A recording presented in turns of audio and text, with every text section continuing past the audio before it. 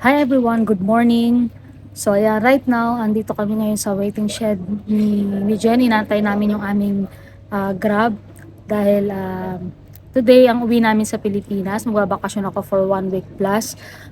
So after a busy day sa aking business trip sa India, ito papunta ako ng Pilipinas para of course mag-celebrate ng birthday ko at wedding anniversary namin ni Jen, at yun nga, may reunion din kami sa Pilipinas sa aming mga magkakapatid.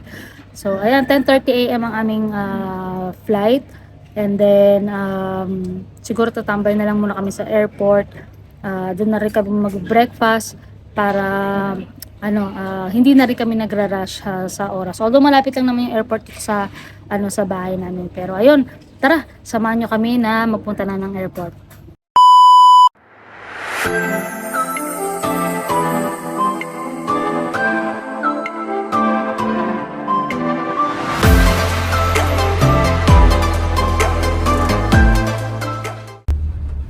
So ayan, nandito na nga pala kami sa loob ng sasakyan.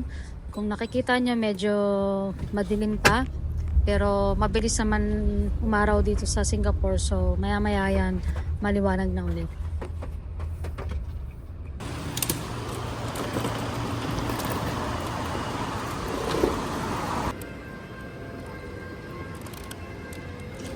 Andito na nga pala tayo sa Changi Airport.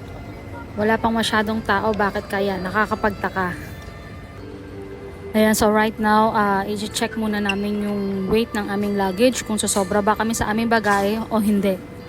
Sa mga hindi po nakakaalam, dito po sa Singapore ay self-check-in na po. Ayan, kung makikita nyo, kami na po ang nag-print ng aming boarding pass, at the same time yung aming boarding tag na ilalagay namin sa aming mga luggage.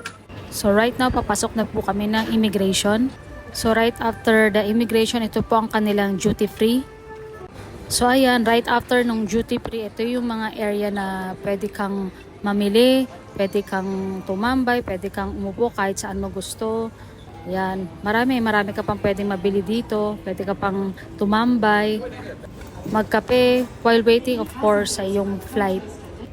Bago kami mag-breakfast, dumaan nga muna kami dito sa Garrett para bumili ng aming favorite na popcorn. So ayan, nakabili na kami dyan ni Jen.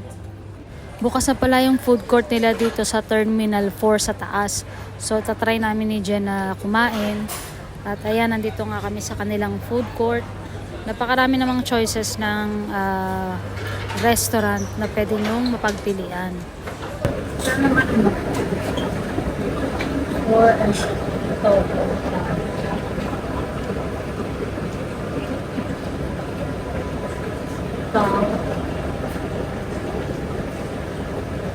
roasted? Roasted ka ba? Oo, per meal.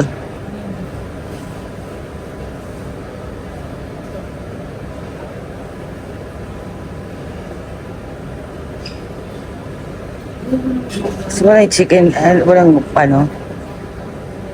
Walang siya. O, kahit saan dyan. Small na. Oo.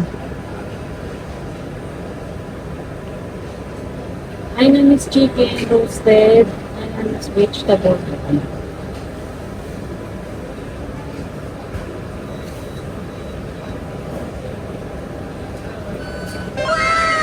Wow, magic.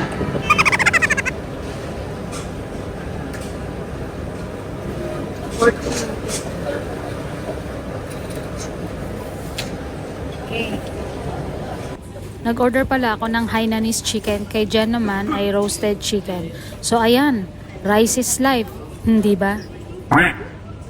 Parehas pala namin hindi nagustuhan yung aming mga in-order, kaya ito, bumili ulit ako ng Kaya Butter Toast na local bread nila for breakfast.